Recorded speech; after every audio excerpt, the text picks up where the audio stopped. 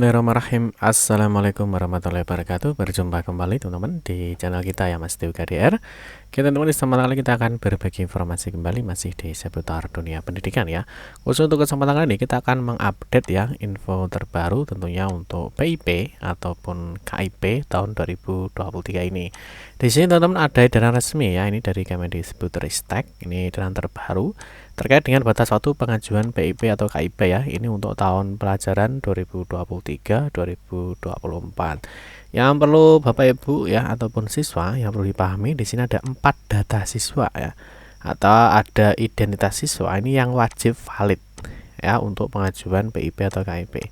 Jadi nanti kalau data kalian tidak valid ya, nah ini tentunya nanti tidak bisa untuk pengajuan PIP ya. Jadi valid di sini artinya data kalian yang ada di Dapodik ya dengan yang ada di Dukcapil itu harus sama ya, harus match. Nanti kita akan bahas di sini baru saja teman-teman ya. Kalau sekarang kita lihat ini sudah tanggal berapa ini hari ini? Ya, hari ini sudah tanggal berapa ini? Saya kalau lupa ini ya. Tanggal 14 teman-teman ya. Hari ini tanggal 14. Nah, ini ada edaran ya tertanggal 10 Agustus ya. 10 Agustus 2023 ini terkait dengan cut off ya. Cut off itu batas akhir atau batas waktu pengambilan data. Nah, ini untuk pemutakhiran data peserta didik ini tahun 2023-2024. Nanti kita bahas ada informasi apa terkait dengan PIP dan juga data apa yang perlu sekolah dan juga siswa validkan atau dicek ya, pastikan data itu benar. Nanti kita akan bahas di video ini. Untuk itu teman-teman, mungkin kita ingatkan dulu ya, mungkin bagi kalian yang baru bergabung di channel ini atau mungkin baru melihat channel ini, jangan lupa klik tombol like dan subscribe. Silahkan bunyikan lonceng notifikasinya biar Anda selalu mendapatkan informasi-informasi terbaru dari kita. Bagi kalian juga membaca berita, silahkan kunjungi saja di laman resmi kita masdewkdr.com. Di sini kita akan berbagi informasi khususnya di seputar dunia pendidikan.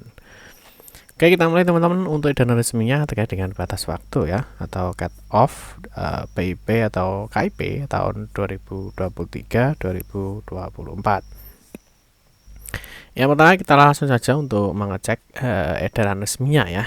Di sini di edaran resminya ini tertulis di tanggal 10 Agustus 2023. Nah, isinya teman-teman ya, di terkait dengan pemberitahuan cut off pemutakhiran data peserta didik tahun 2023-2024. Nah, surat edaran ini teman-teman ditujukan ya untuk kepala dinas provinsi dan juga kabupaten. Nah, kalau kita lihat teman-teman di sini ya, untuk informasinya dengan hormat ya, kami sampaikan bahwa peraturan Sekretaris Jenderal nomor 14 tahun 2022 ini tentang petunjuk pelaksanaan program Indonesia Pintar atau PIP. Nah, ini menjelaskan bahwa sasaran penerima PIP yang ditetapkan oleh Pusat Layanan Pembiayaan Pendidikan atau Pusatdik salah satunya bersumber dari usulan Dinas Pendidikan. Nah, ya, provinsi untuk jenjang SMA, SMK, SDLB, SMPLB dan SMA LB dan usulan Dinas Pendidikan. Kabupaten atau kota ini untuk jenjang SD, SMP, paket A, paket B dan juga paket C. Ya, jadi mungkin bagi adik-adik yang sudah memiliki KIP ataupun memiliki KKS ya, tentunya sudah daftar di DTKS, itu nanti datanya tinggal dipadankan saja. Apakah data yang ada di Dapodik itu sudah sama atau belum ya dengan data yang ada di Dukcapil. Jadi bagi pemilik kartu bantuan. Tetapi bagi adik-adik yang tidak memiliki kartu bantuan ya, tentunya setelah diusulkan dari sekolah, ada juga nanti usulan dari dinas. Ya, jadi yang pertama mungkin bagi adik-adik kartu pendaftarannya juga harus didata di Dapodik sekolah. Terus mungkin yang tidak memiliki kartu bantuan itu juga misalkan bisa menggunakan SKTM, tentunya setelah diajukan dari sekolah nanti diajukan oleh Dinas Pendidikan. Nah, di sini sehubungan dengan hal tersebut ya, diharapkan agar Dinas Pendidikan memperhatikan hal sebagai berikut. Yang pertama, satuan pendidikan ya atau sekolah ini untuk segera melakukan pemutakhiran status layak PIP. Jadi status layak PIP ini kenapa sih peserta didik itu layak untuk mendapatkan PIP? Nanti kita akan berikan contohnya. Terus peserta didik tersebut dengan variabel mandatori ya. Nah, ini ada 4 data ini yang wajib valid ya. Jadi dari NIK ya, NISN, terus tanggal lahir dan juga ibu kandung. Ini datanya di Dapodik. Nah, ini harus valid ya. Nah, di sini nanti teman-teman, jika masuk di data sudah valid ya, jadi antara di Dapodik dan Dukcapil itu harus valid. Nah, di sini terhadap calon penerima PIP yang akan diusulkan sesuai prioritas sasaran. Jadi yang diusulkan PIP tentunya datanya sudah valid ya. Yang berikutnya lah, ini untuk yang pemilik kartu bantuan ya, poin 2. Jadi pemadanan data peserta didik dengan DTKS ya, DTKS itu kan data terpadu ya kesejahteraan sosial, ini miliknya Kemensos ya. Jadi bagi keluarga yang misalkan punya KKS, punya KIP ya, atau mungkin PKH dan seterusnya. Nah, di sini nanti ada pemadanan data. Jadi bagi adik-adik yang memiliki kartu bantuan itu segera di entry ya datanya di Dapodik di sekolah. Nah, ini menggunakan data cut off tanggal 31 Agustus 2023. Nah, di sini tentunya teman-teman, di sini ya. Jadi terakhir itu data cut off-nya, jadi data yang ditarik nanti terakhir 31 Agustus. Jadi adik-adik segera ya, misalkan ada data KIP, PIP, PKH, atau mungkin lain sebagainya, kartu bantuan itu segera harus sudah terdata sebelum 31 Agustus 2023. Nah, terus untuk pengusulan peserta didik fase 2. Nah, fase 2 rencananya akan dilaksanakan 1 sampai 15 Oktober. Nah, ini biasanya ya satu usulan dinas ini ya biasanya siswa-siswa yang tidak memiliki kartu bantuan itu akan diusulkan. Nah, tentu datanya ini ya dengan menggunakan data cut off Dapodik tanggal 31 Agustus 2023. Nah, paham ya? Terus nantinya target sasaran peserta didik yang akan diusulkan oleh dinas. Nah, ini akan diupdate ya atau akan ditampilkan di laman aplikasi Si Pintar pada saat pengajuan nanti ya. Nah, paham ya teman-teman ya. Nah, di sini mungkin kita sedikit kasih gambarannya, mungkin masih ada yang bingung ya. Nah, di sini yang dimaksud data valid ya. Jadi yang dimaksud dengan data valid. Jadi artinya data itu sama ya. Nah, di sini misalkan di sini ya, di sini ada nama siswa, ada nick, ada nama ya. Nah, di sini teman-teman nicknya, dan sini kalau cek NIK sudah valid ya, nick, terus nama, terus tamat akhir, tanggal lahir. Tapi di sini ternyata ya teman-teman, ibu kandungnya ini tidak sama. Jadi ada silangnya. Nah, di sini tidak padan dengan Dukcapil. Tidak padan itu artinya tidak sesuai atau tidak sama atau tidak mirip datanya ada di Dapodik sekolah dengan yang ada di Dukcapil. Di sini ada ya. Jadi tabel siswa berdasarkan pemadanan Dukcapil. Pemadanan itu kalau kita bahasa mudahnya ya dicocokkan atau disamakan. Nah, kalau seperti ini, nah ini tentunya ya tidak masuk sebagai sasaran, atau yang seperti ini ya, ini untuk tidak diusulkan sebagai sasaran penerima PIP karena datanya belum valid. Nah, jadi adik-adik nanti yang mengajukan ini harus paham ya bahwa datanya di Dukcapil itu harus sama ya, nama ibunya, tempat lahir kalian ya, nik kalian itu harus sama antara di Dapodik dan di Dukcapil. Nah, berikutnya di sini mungkin cara mengajukan bantuan ini bagaimana sih sebenarnya, kemarin di video kita juga sudah kita bahas ya, mungkin sedikit kita ingatkan kembali. Jadi di sini ada dua kategori ya. Yang pertama pengajuan oleh siswa dan pengajuan oleh sekolah ya. Jadi pengajuan siswa dan pengajuan oleh sekolah.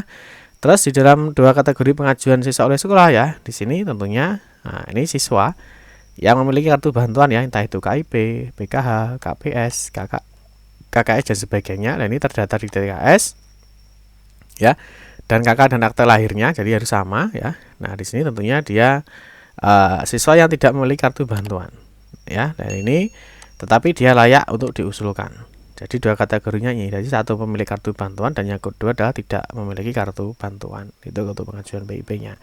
Nah, terus teman-teman, nah tentunya bagi yang tidak memiliki kartu bantuan ya bisa minta surat keterangan tidak mampu dari desa ya, atau mungkin kalian yatim piatu ya, ini nanti kalian bisa minta surat keterangan yatim piatu ya, misalkan surat keterangan mungkin bapak atau ibunya sudah meninggal, ataupun mungkin berada di daerah konflik ya, itu juga bisa diajukan sebagai penerima PIP. Nah, terus di sini ya contohnya ya, di sini apakah peserta didik tersebut ini di Dapodik ya layak menerima PIP apa enggak? Ini kalau iya dipilih layak, ini alasannya apa ya, kalian tuh mengajukan PIP itu alasannya apa? Misalkan siswa miskin ya, daerah konflik ya, dampak bencana, kelainan fisik, keluarga terpidana ya, ataupun pernah drop out, nah ataupun yatim piatu. Nah, ini termasuk kategori ya, kategori siswa tidak memiliki kartu KIP, tapi dia memang layak. Layaknya karena apa? Ini kalian harus tahu ya, pilih salah satu mana yang kalian masuk di kategori untuk pengajuan PIP nanti. Nah, terus bagaimana cara mengajukan PIP oleh siswa? Nah, tentunya ya, jadi siswa ini, nah tentu dia akan pergi ke sekolah ya. Dia akan pergi ke sekolah. Nah, tentunya bagi pemilik kartu bantuan dia membawa kartu bantuan ini dan juga dilampiri KK dan juga akte lahir. Sebagai kan harus dicocokkan ya, harus divalikan datanya. Nah, terus bagi yang tidak memiliki ya, tentunya tadi ya bisa menggunakan SKTM, surat keterangan yatim piatu ataupun lain sebagainya. Nah, yang pastinya jika tidak memiliki kartu bantuan ya, di sini alasan layaknya itu apa? Nah, itu harus diisi. Ini yang mengisi adalah sekolah, tetapi tentunya pengajuannya dari siswa. Paham ya? Terus yang berikutnya di sini, nah mengajukan sekolah. Jadi sekolah itu ketika siswa sudah mengajukan, baru sekolah ini mengusulkan. Ya, dari sekolah ini mengusulkan. Ini dia entry data di Dapodik, jajet ya. Setelah itu nanti datanya akan disinkron. Nah, ini masuk ke server pusat. Nah, nanti yang perlu dipahami adalah sekolah itu hanya mengajukan saja ya. Nanti dapat atau tidaknya ya tergantung dari Puslapdik. Tentunya tergantung dari datanya, terus dari kelayakan siswa itu layak mendapatkan PIP disebabkan karena apa, mungkin dan lain sebagainya. Nah, terus kalau pengajuan PIP melalui Dapodik ya, ini kalau ini untuk sekolah ya. Jadi di sisi sekolah, di sini ada alasan apakah kalian penerima KPS atau PKH apa tidak, apakah punya PIP. Nah, apakah peserta didik tersebut ya ini tetap akan menerima PIP apa enggak, ini kalau punya kartu bantuan. Jadi kalau kalian punya, misalkan kalian punya kartu perlindungan sosial KPS, punya program PIP, punya KIP, dari sini ya tentunya di sini ada nomor-nomor kartunya, dan ini harus didaftarkan di sekolah atau harus di entry di sekolah. Ini bagi pemilik kartu bantuan. Nah, tetapi bagi yang tidak memiliki kartu bantuan ya, tentu di sini apakah punya PIP ya, tentu jawabannya tidak. Nah, kalau tidak punya KIP ya, tentu di sini ya, misalkan alasan layaknya apa? Ya, apakah peserta itu layak untuk mendapatkan PIP ya, di sini harus ada penjelasannya. Alasan layak itu apa? Kalau kalian harus diajukan. Kalau misalkan tidak punya kartu bantuan. Nah, salah satunya yaitu tadi ya, seperti yang sudah kita jelaskan. Mungkin siswa miskin, mungkin terdampak bencana ya, mungkin pernah drop out, atau mungkin yatim piatu dan lain sebagainya. Itu alasan pengajuan PIP-nya. Nah, terus nanti kalau kalian mendapatkan PIP ya tentunya bisa dicek ya, apakah kalian dapat apa enggak, nanti bisa dicek di laman pip.kemdikbud.go.id. Nah, terus berikutnya ini sekolah juga bisa ngecek nanti sekolah itu usulannya ya, dari sekolah nanti kan ada juga usulan dari dinas. Nah, di sini tentunya ya ini ada usulan sekolah. Jadi ketika kalian sudah mengajukan bantuan tadi ke sekolah, di sekolah sudah diusulkan melalui aplikasi Dapodik. Nah, nanti setelah ini baru dinas. Nah, ini dinas ya, dinas. Nah, ini sudah diusulkan oleh cabang dinas, sudah diusulkan dari dinas. Jadi tentunya selain usulan dari sekolah, itu juga ada usulan dari dinas. Ya, nah mungkin nanti yang sudah SK ya, karena sudah diusulkan ya, ini sudah diusulkan, tentunya nanti akan mendapatkan SK. Nah, itu nanti baik nominasi atau pemberian, baru nanti kalian bisa mendapatkan bantuan PIP. Nah, terus untuk penetapannya, jadi tentunya Puslapdik ya, jadi dapat atau tidaknya tergantung dari pusat. Jadi sekolah tidak bisa menentukan siswa ini dapat apa enggak. Nah, terus ini ada variabel data siswa. Jadi data-data siswa itu harus pastikan di Dapodik harus valid. Jadi kalian juga harus boleh ya, kalian mengecek ya, tanya di operator Dapodiknya di sekolah, Pak, apakah data saya itu sudah betul atau belum sih ya, apakah data saya sudah valid atau belum. Nah, kalau belum ya segera diperbaiki, kalau sudah ya tidak perlu ya, tinggal pengajuan saja. Ini misalkan data siswanya ya, ada NIK ya, ada nama, kelas, NISN, tanggal lahir ya, layak PIP tadi, nama ibu kandung ya, jenis pekerjaan, juga penghasilan orang tua. Ini beberapa variabel data yang dijadikan acuan ya, jadi untuk layak menerima PIP apa tidak. Nah, ini kalau untuk sekolah ya tentunya ini sekolah sudah paham ya, bahwa ada data-data yang harus dipersiapkan atau di cross check. Itu teman-teman ya, mungkin informasi mengenai PIP atau KIP dari teman-teman. Bagi yang mengajukan ya silahkan, mumpung masih ada batas waktunya. Nah, mungkin yang masih bingung, yang masih kurang jelas, teman-teman bisa tanyakan aja di kolom komentar. Nanti kita akan bantu untuk memberikan informasi terbarunya. Oke teman-teman, mungkin cukup sekian saja informasi yang dapat kami sampaikan. Mohon maaf jika ada salah kata dalam memberikan informasi dan penjelasan. Kita berjumpa kembali di video-video berikutnya. Saya akhiri, wassalamualaikum warahmatullahi wabarakatuh.